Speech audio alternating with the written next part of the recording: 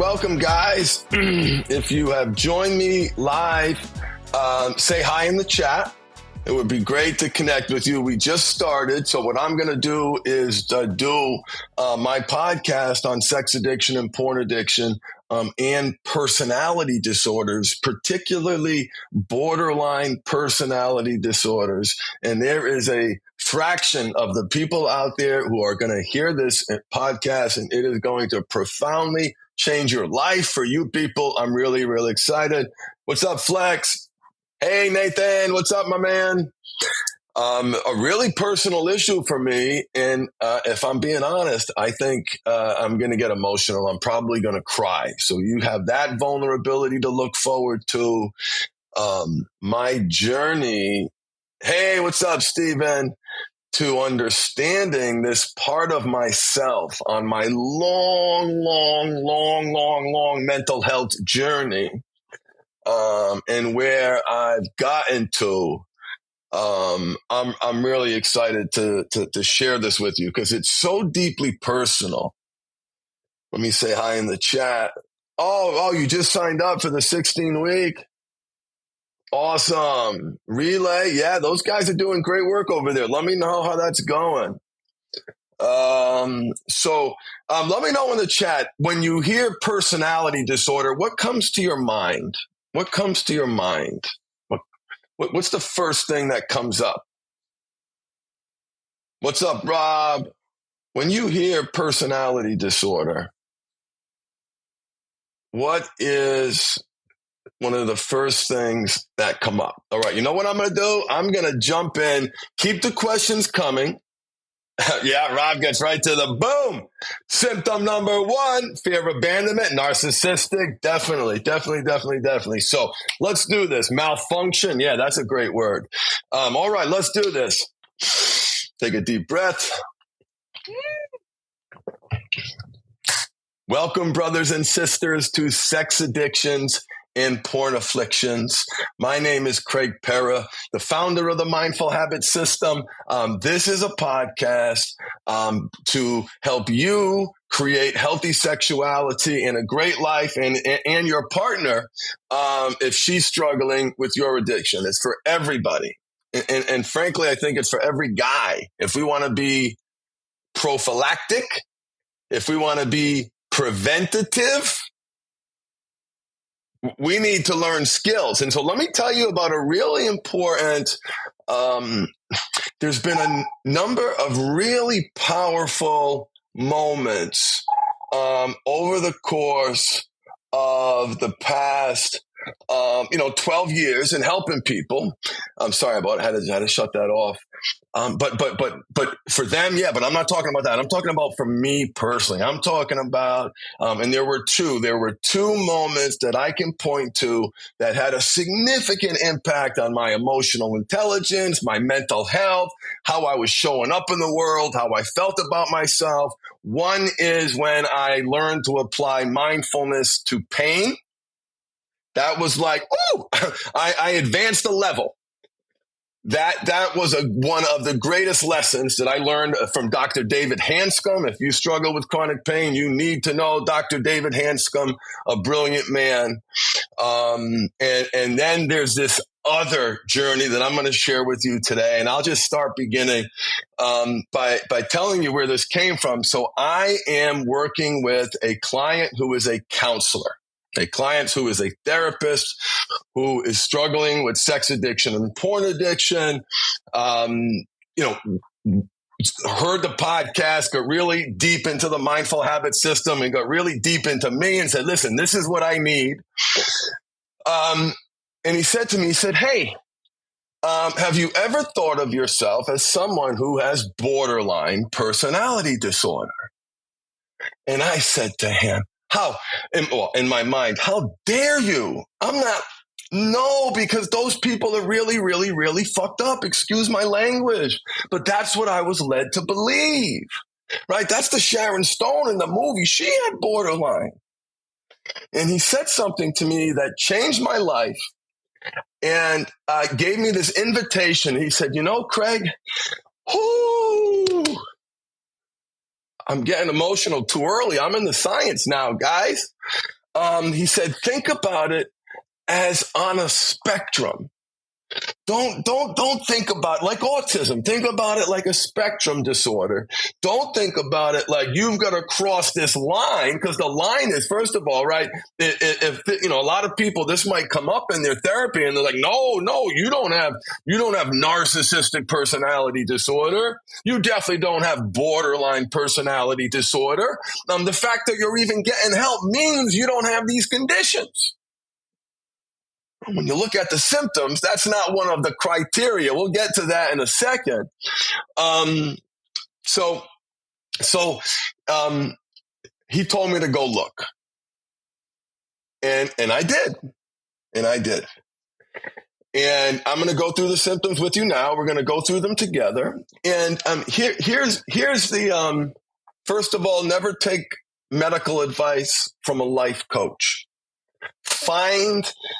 If you're a sex addict and you're a porn addict and you keep failing and you keep falling on your face and you've committed a ton of resources and you committed and you're trying and you're busting your ass and you're failing and you're failing, I'm like, hey, check out the personality disorder stuff.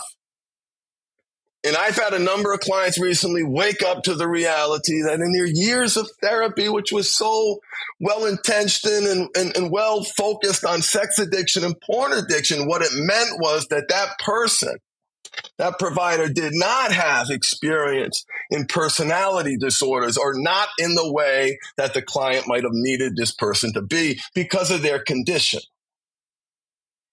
So this is not in any way because listen, this is a scary diagnosis. You mentioned it in company. I mentioned this to a friend of mine here, one of my therapist friends, who is one of the most compassionate, empathetic people on the planet. I said, I'm reading the book, I Hate You, Don't Leave Me, about borderline, and I'm really making me think. And she said something like, oh man, be careful, stay away, they're crazy.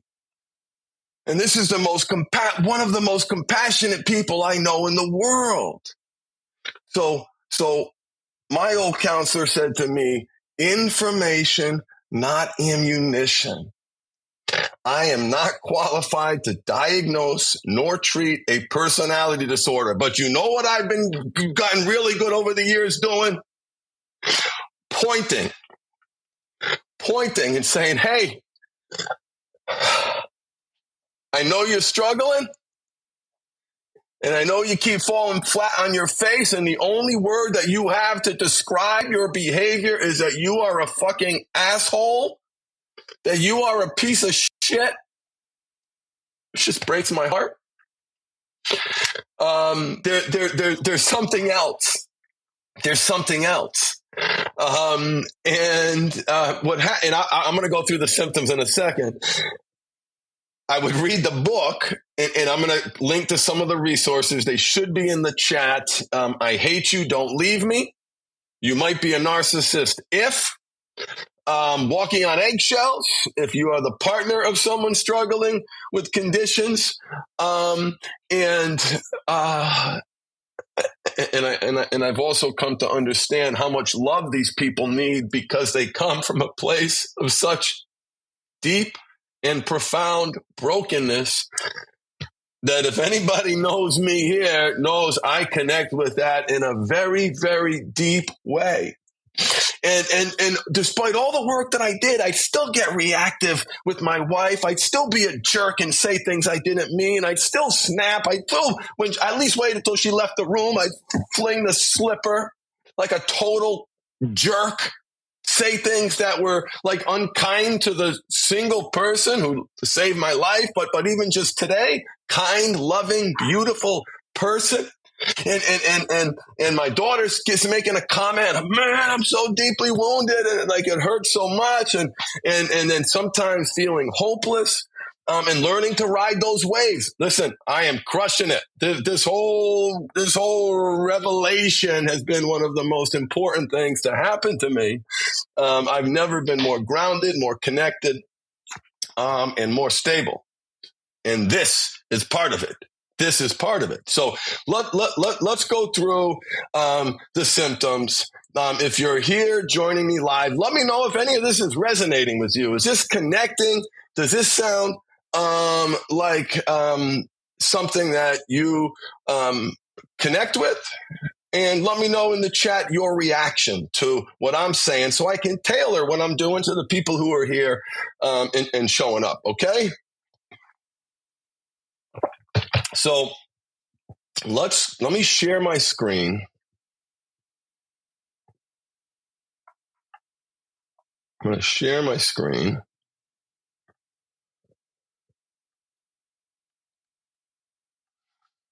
And so I'm on the page, and I'm going to put the link in the chat so you can follow along. And let's read together. Who wants to do story time? Okay? Borderline disorder is a mental health disorder that impacts the way you think and feel about yourself and others, causing problems functioning in everyday life. It includes self-image issues. Hello. Difficulty managing emotions and behavior. Hello. And a pattern of unstable relationships. Now, even though I've been married for 25 years, that relationship was unstable. So again, you see, wait, no, doesn't qualify. Hold on, remember spectrum. It's certainly a pattern of unstable parts of my relationships that I did have with both friends and family. Absolutely. With borderline personality disorder, you have an intense fear of abandonment or instability. You may have had difficulty tolerating being alone, yet inappropriate anger, impulsiveness, and frequent mood swings may push others away, even though you want to have loving and caring relationships. Even though all you want is that relationship, the condition is that you sabotage it. The condition is that you sabotage it. That's the condition. That's the symptom. That's the symptom. Pretty wild, right? Let me look at the chat here. And if this relates to you, then you say, "Oh, wait a minute." And listen. One of the reasons why the mindful habit system works so well, and I didn't plan it this way, but I have also learned that I've got great instincts. The way we combined that in the moment mindfulness, distress tolerance from DBT is a major part of the mindful habit system. In the moment mindfulness, reacting in the moment. Right. So that's one of the reasons we're so successful. You combine that with the parts work, and now we've been able to leverage IFS. We've really created something special. It's not me, it's the model. And so how do you manage these deeply wounded parts, right? And anybody who's listening to this and connecting with, they're saying, hey, these parts don't go away. But wait a minute, they're supposed to go away. I had those moments in therapy. And I call those moments, and I had them too. And aren't they awesome? Who here, and let me know in the chat, they're so cathartic, right? Or so healing. Like you realize something about yourself. You realize a pattern. You realize how you've internalized shame. You realize like you let go of something. You forgive yourself for something. And it feels like, to me, the movie Shawshank Redemption, when he climbs through the shit, comes out of the tunnel, and the rain is cleansing him as he stands with his arms outstretched, his face looking up to the sky and being cleansed. I call those moments fireworks because they are so big and powerful. But they do not drive immediately or in any way long-term sustainable identity change. They are a contributor to long-term identity change, but that moment, that awareness in and of itself needs to be operationalized, needs to be woven into the fabric of the system that you're counterbalancing this reality that you might be somewhere on this spectrum as we get to the symptoms. Who wants to do the symptoms? All right. Oh, cool, right? This is awesome. And listen, we're reading. I'm reading. I'm reading to you. I can't diagnose. I can't treat. And maybe if you want, we can do a podcast. I'm bringing on someone who can, and how to find the professional, right? How do you ask? Because what I've learned is that, I'll have clients who say, "Oh my God, like Craig, I'm 10 out of 10 like you," and I'm like, "Well, listen, I can't diagnose you. Let's go talk to someone who can." They talk to their therapist, and they say, "No, absolutely not." How many patients do you have with that condition? None. How many people have you diagnosed with that condition? None. And listen, there's issues on insurance. It's a big, scary thing. Big, scary thing. Big, scary thing for us, brothers and sisters. Information, not ammunition. If you pick up this book, I Hate You, Don't Leave Me. You pick up the book, you might be a narcissist and you see yourself on those pages. It may be scary. It'll definitely feel, you're probably going to get help, right? You'll get great value in seeing a qualified therapist or counselor. There's a chance, and that's just a chance, that our program can help. Listen, we help around that realization, but those tend to be established clients versus someone coming. Anyway, we want to make sure everyone gets the right help. So a therapist, counselor, qualified person, and maybe my program might be the right place for you. Okay. So the more you connect with this, the probably greater likelihood that you would get great value and help, right? Kind of like think about it from a consulting perspective. Think about it like a business perspective. You want to accelerate your awareness around this. And so let's get to the symptoms. Who wants to do it with me? Okay, get your pen and papers handy. Let's do a checklist and let's see where you go. I may get emotional. Excuse me for that. And hey, listen, that's just me, right? I want to be vulnerable. Vulnerability is a sign of strength. And let's be strong together. Let's do it. Okay. Share screen, borderline personality disorder symptoms, share. Okay. And listen, they say it right here. If you have borderline personality disorder, don't get discouraged. Many people with this disorder get better over time with treatment and can learn to live satisfying lives. All this means is that you got to master your shit. Excuse my French. The more that this is connecting with you, the more counterbalancing measures you need to address the reality that you're down with BPD. Here are the symptoms. An intense fear of abandonment, even going to extreme measures to avoid real or imagined separation or rejection. I was adopted, orphaned. I now know what happened. But there's no, if I got any adopted brothers and sisters out there, you know what I'm talking about, right? This is so true for so many of us. Well, no, I only fear not being good enough. Well, what happens if you're not good enough? You get abandoned. You get abandoned, and you will do anything to avoid getting abandoned. Look at the lies you tell because of your fear of being abandoned, right? So now let's keep going. A pattern of unstable, intense relationships, such as idealizing someone one moment and then suddenly believing the person doesn't care enough or is cruel the next. So you people put someone up here, then they're down there. And that could happen in a day. That could happen in a conversation. And again, because we're thinking about it on a spectrum, how do you know? You pay attention to those thoughts, right? Do you pedestalize people? Do you want people to pedestalize you? Hello? Significance. Hello? Significance. It's all about significance for us men. So that's the next one. Okay, here.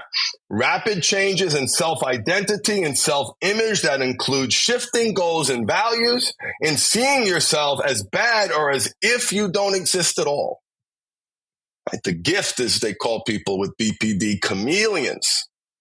because they can change, and that helps them connect with people. There's so many positives. There are assets here, brothers and sisters. This is some powerful stuff if this is relevant to you. So rapid changes in self-identity. I'm king of the world. I'm a worthless piece of shit. I connect with that very, very deeply. Very, very deeply.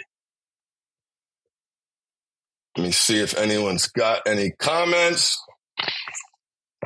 So I'm reading these symptoms just like you are, and I'm saying, yep, check, check, check.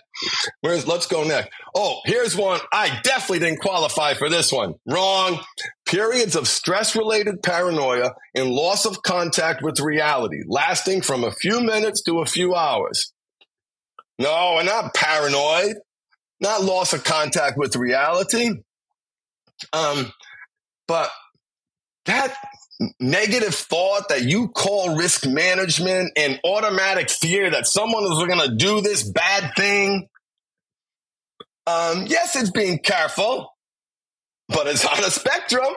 Some of it, upon reflection, after completely rejecting this criteria at first, paranoia, loss of contact with reality, that's not my problem.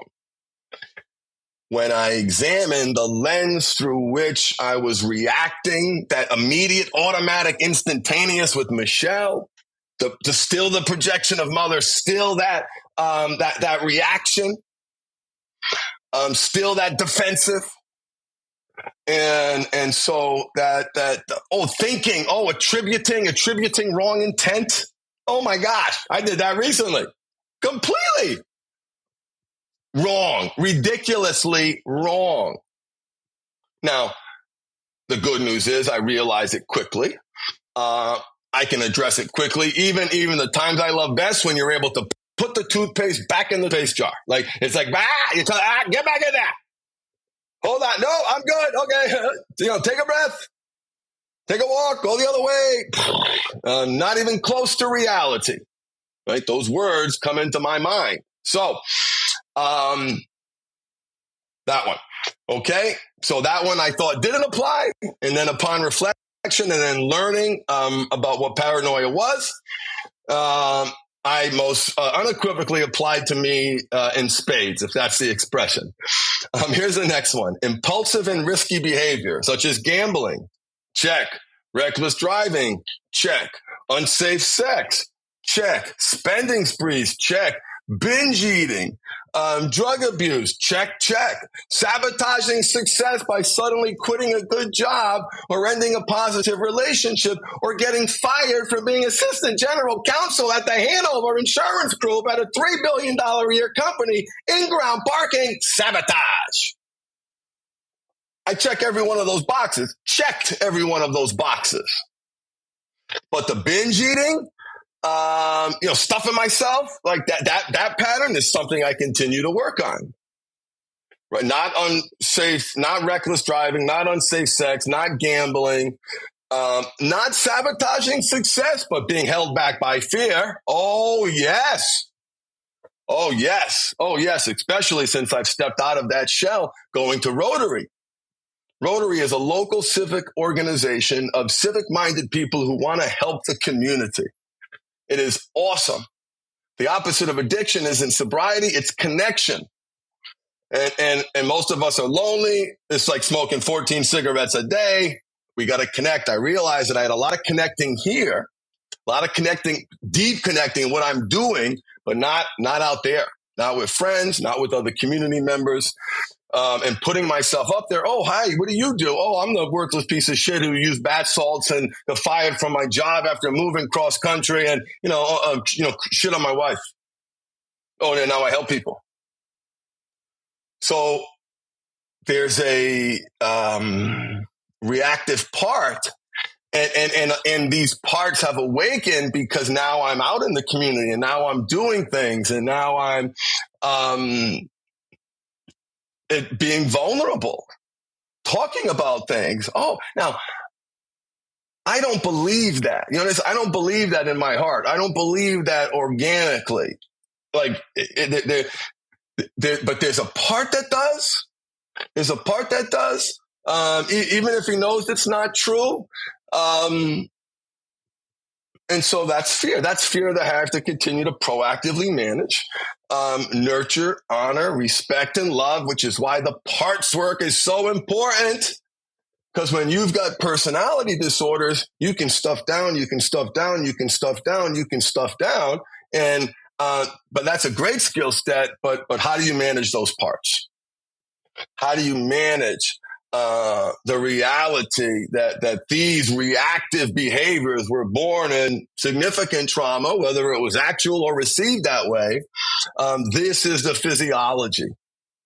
This is your physiological response to fear, conflict. So you need distress tolerance. Let's continue. Wait, let me go back to the chat and see if anyone's got any other comments. Oh, thank you, Flex. Boom. Hey, bring them all here. Bring them all here. Give me their questions, right? They're going to learn more. Hey, listen, and you can share this with them later. For the people that this connects with, it's going to change your life. Like, I feel confident in saying that. I've been podcasting now for 12 years, maybe. You develop a reputation over that time. And it's one thing is not to make ridiculous claims or frivolous claims or any notion that this is easy. That is a preposterous notion. In fact, I want everyone to know this is a big deal. You want to channel and direct that sexual energy. You want to counterbalance your oldest and most impactful habit. Maybe there's something around food, maybe.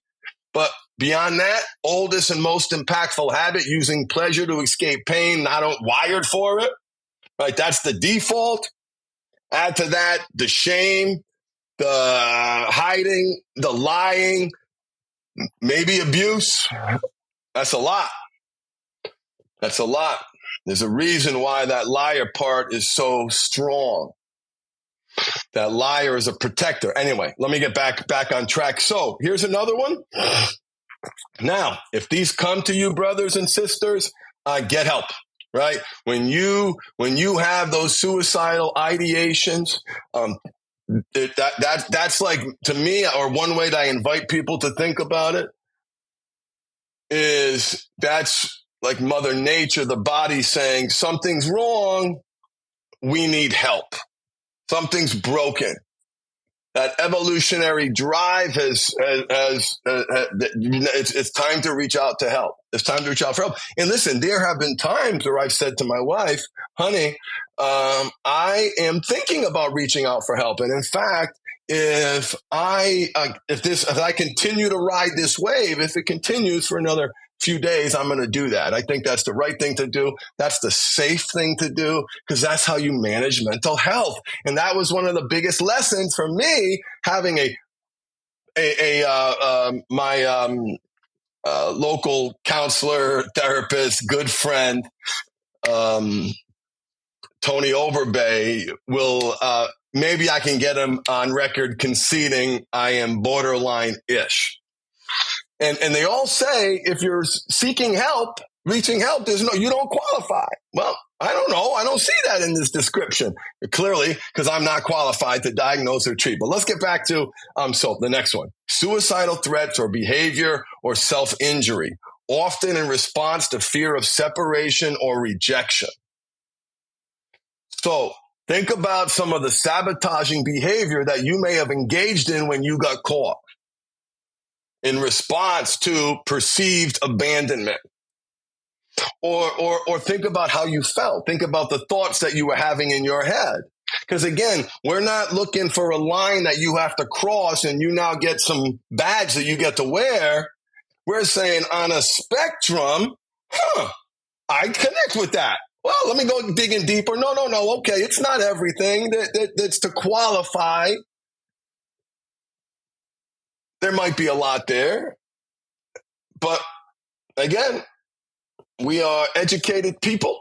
We can read. And if you connect with that and is certainly active, please get help. Please get help. Listen to your body. Listen to your body. There are people that can help you. And what a blessing and a privilege that you are here. Reaching out. Podcast is a great start. and local help, boom, face to face, connecting with somebody when you're in that low place. That's what you need. Okay. So anyway, do you connect with that? Wide mood swings lasting from a few hours to a few days. Anger with your partner. All right. How, even though it's misplaced, even though you're arguing over the wrong thing, right? How low do you go, right? What intention do you attach to your partner's, maybe getting frustrated or most likely concerned about your behavior because she loves you and feels is angry and hurt that the energy's going there when she'd rather it come to her. There's truth there. There's a lot of truth there. And it's very important for us men, to understand that and to embrace that. Right? Behind that anger is what? Is a desire to be with you. Maybe that might not be close to, but the anger is coming from a wound. A wound. So anyway, let me get back to my descriptions.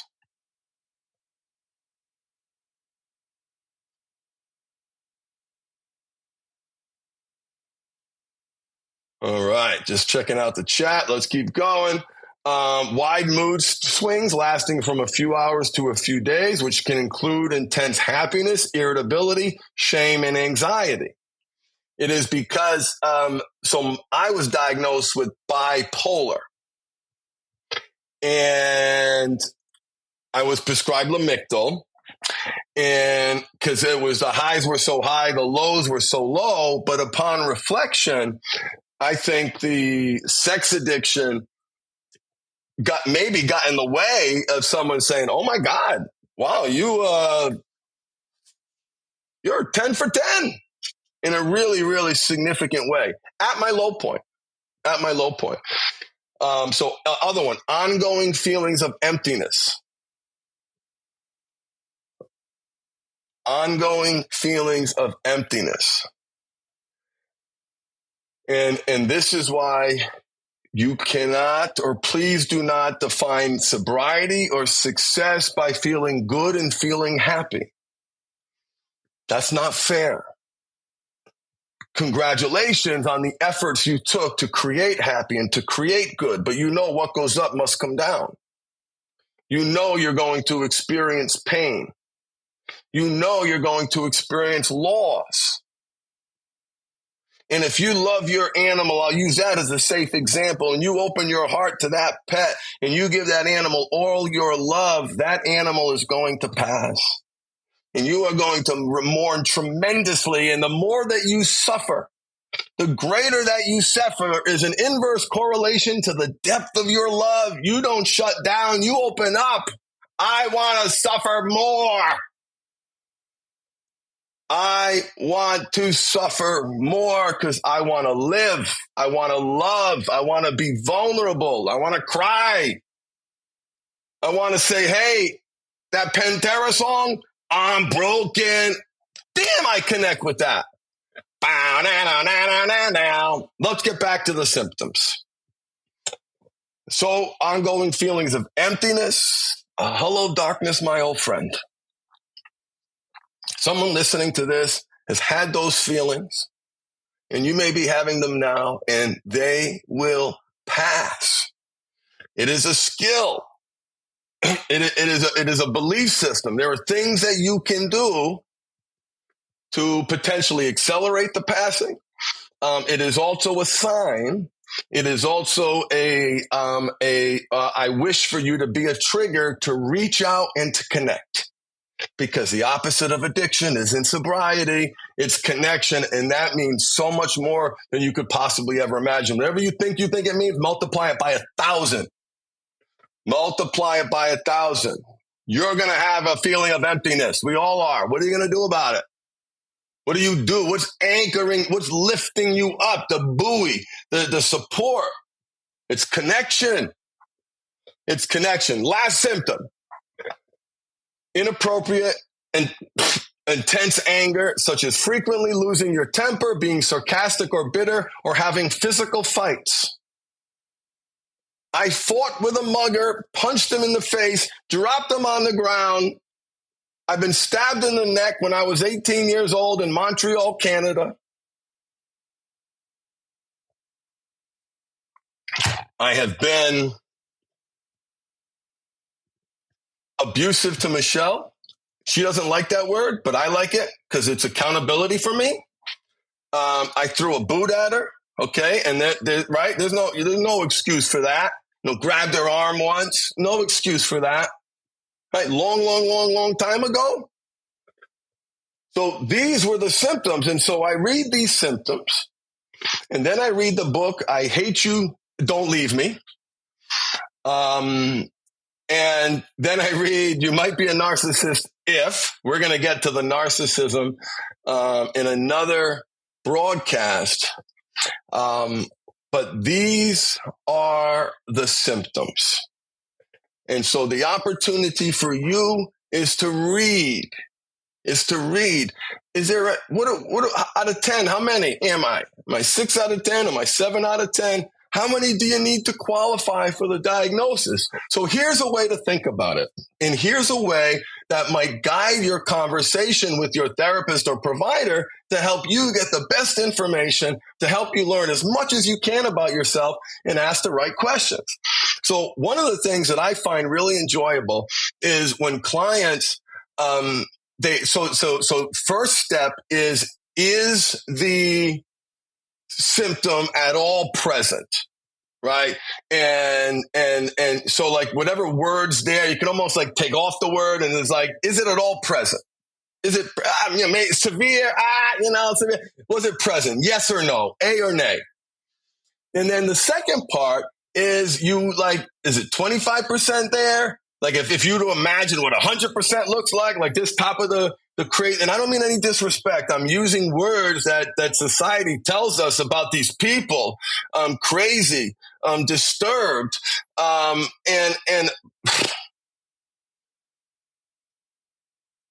that bias was my reaction when my client said, hey, he pointed to me. He said, go look over there.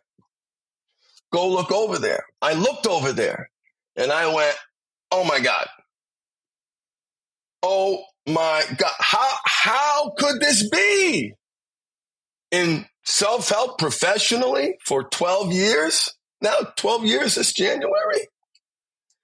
This therapist, that therapist, this therapist, that therapist. Now, times are changing. This isn't a blame game. Everyone did the best they could with their information they had, and what a crappy client I must have been, because I'm certain I lied and I wanted everyone to think that I was perfect. Even at my lowest point, I was an attorney. I had it all together, even though I had none of it together. Even though awakening to my mental illness has been one of the greatest gifts that I have received in my life. And understanding it, man, there's no more, the mental issues and physical issues. There's no more mental, physical. Mental is physical, physical is mental. Where is mental? We now even know our negative thoughts have an impact on the body. It's called epigenetics. Negative thoughts cause disease and change your genome. Look up negative thoughts, epigenetics, and you will find articles and scientific papers telling you that this is true. So that mind, body, right? It's all mind, body. It's my body. It's all together. And as you look at these symptoms, as you read these books, be very, very careful and be very, very sensitive to who you share it with. It is an unsafe topic for most people because of the stereotypes, because of the bias, because of the, reality that a lot of therapists, and for good reason, don't work with someone struggling with this condition. It requires too much effort beyond the session a week, right? And therapists are going to bend over backwards to help you. But if you know a client's going to be that difficult, you might say, hey, I don't have experience with that population. So there's a lot of bias. There's a lot of fear. This is for you to educate yourself and read. You don't have to tell the world that you have this condition. In doing so, and listen, you may not want this on your medical. If you're a entrepreneur and you got to get individually underwritten for your group insurance and you got to submit medical records, you got to ask questions. What have you been diagnosed with? I couldn't get life insurance for a long time because of all my mental health history. That doesn't mean you don't get help. But there's reasons why too. And I've talked to some therapists who, you'd err in favor of a diagnosis that's going to help the person, not scare anybody. And man, it's such a high threshold to cross. I respect all that. That's not what we're doing here. What we're doing here is saying, let me look, let me read. Where do I stand? Does it walk like a duck? Does it quack like a duck? Does it, do whatever else ducks do? And if it does, you've got information. And what a lot of these clients have said to me is there's a different name I have that's far superior than asshole and piece of shit. And so I said, I want to do a podcast and put this out there. And listen, it's not a lot. Probably most people aren't going to connect with this, but some will. And you, brother or sister, this is a powerful moment. This represents a shift. Because now, right, you may have been going down this path, sex addiction, porn addiction. There's a lot of great stuff there. But now you go, wait a minute, there's a model that treats this. There's DBT. There's skills. There's perspective. There's awareness. There's a place where you go and see all of yourself, not through the narrow prism of sex and porn addiction, not through the narrow prism of the symptom, but through a broader perspective of a well-studied, well-documented, well-researched, well-written about personality disorders. And we're going to talk about narcissism. We're going to talk about the cluster Bs in upcoming podcast that I'm going to do. What I wanted to do today was share with you the symptoms, share with you the personal story. I'm getting ready to wrap up. After this, I have my next level mastermind call, which is the guys who've been with the Mindful Habit for the longest. We're getting together for our first ever retreat, face-to-face, in person. It's just an amazing time to be leading this program. I feel really blessed that you're listening. I feel really blessed to experience this awakening and to share it with you. And I know, you may not connect, but listen, you should absolutely get the DBT skills manual, the dialectical behavior therapy skills workbook. Everybody get this. And listen, look how brilliantly worked out it is. Check it out. I love it. This is the best table of contents ever. Chapter 1, basic distress tolerance skills. Chapter 2, advanced distress tolerance skills. Chapter 3, more distress tolerance skills. Chapter 4, basic mindfulness skills. This is an awesome book, and in understanding as much as I've learned about this model, honestly, it is one of the reasons why the Mindful Habit system has been so successful for so many people, because we obsess on those triggers, right? Those triggers have to become the cue, the prompt, the trigger to do something else, because they don't go away. That's why the distress tolerance in DBT is like the first 4 chapters. You can feel whatever you want about yourself, but if you keep losing it in the moment, you're unable to emotionally and physically regulate, and you're stuck in that fight, flight, or freeze response. That's traumatic. That is stress. That is disease. That is suffering. That is physical pain. Attitude has a profound effect on physical pain. So this, I hope, is awesome for some of you. Any questions before we wrap up? I'll take a minute.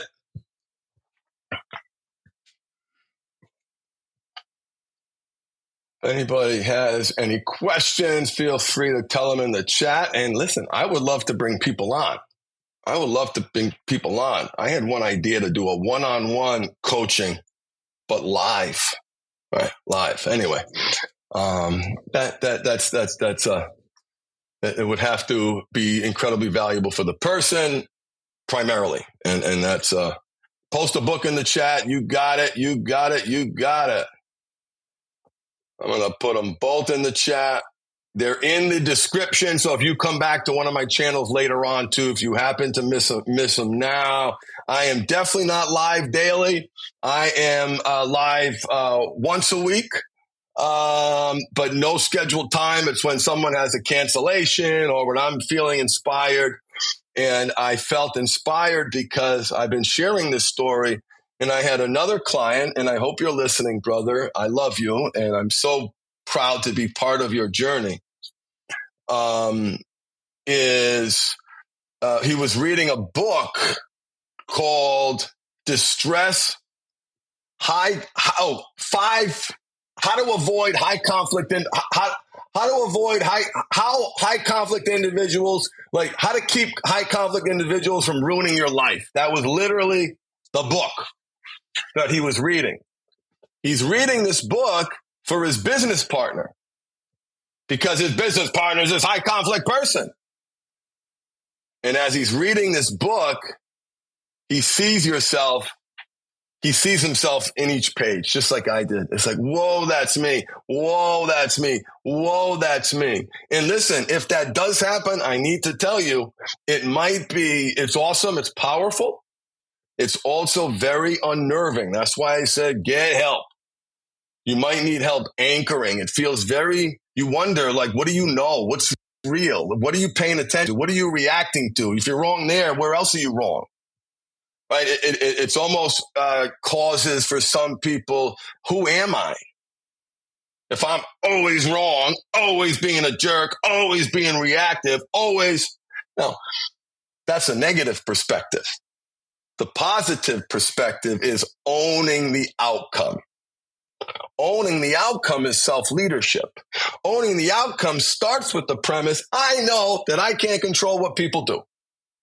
I cannot control what people do, but I can learn more of persuasion, of sales, and listen, sales is not a dirty word.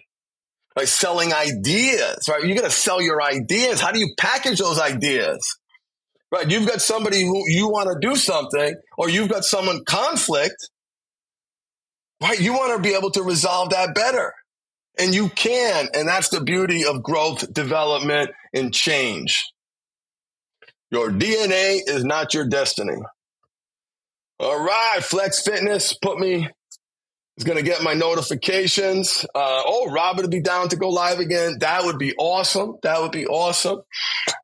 Share this, guys. Let's see the coupon.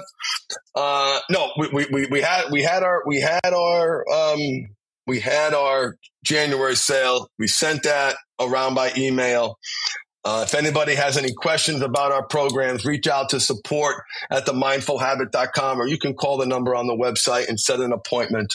And you may get the chance to talk to my wife. And if you're interested in the group coaching program, we jump on the phone together because I got to make sure we're a fit. So it is an honor and it is a privilege to kick off 2024 with you. I'm going to make 2024 my best year. Life is too short to suck, and hitting 52 and looking at my trajectory and looking at where I've been holding back, where I've been in this cave and stepping out and, being my best self and practicing more of what I preach and being more vulnerable and sharing with people and owning my mental health issues and continuing to having these discoveries. Let's do it together. If you connect with this, and by the way, this is a sales call for me and all therapists qualified to treat you. So I can do this with a straight face without feel cheesy. The more you connect with this podcast, the more help you need. Okay? The more help you need. Find that therapist, find that counselor, find that group, find that coach, find that place and dive in, because that means the more there is to learn, all that low-hanging fruit, right? And that person will help you accelerate it, and that person will help you get there quicker, go deeper, quicker, all right? It's the time needle, right? That you want to get there as fast as you can, and there are things that you can do, as Flex Fitness is doing, is saying, hey, can I leverage this program and the weekly webinar to create results quicker? All right? Click in the chat, join the core training program. I think there's a coupon there. Peace and love, everyone. I hope you got value in listening to this podcast. I felt awesome. I'm glad that I shared this with you. If it's you, get help, and congratulations. Now you have information. Information is power, right? Information, not ammunition. As George Collins, author of the book Breaking the Cycle, used to say, information, not ammunition. God bless. Much love. Big hug. And thank you for sharing your journey with me. And I said, go look over there, and come back next time and let me know where you're at and if this brought value. Have a great night. Make it a great night. I'll catch you on the next one. Bye, everybody.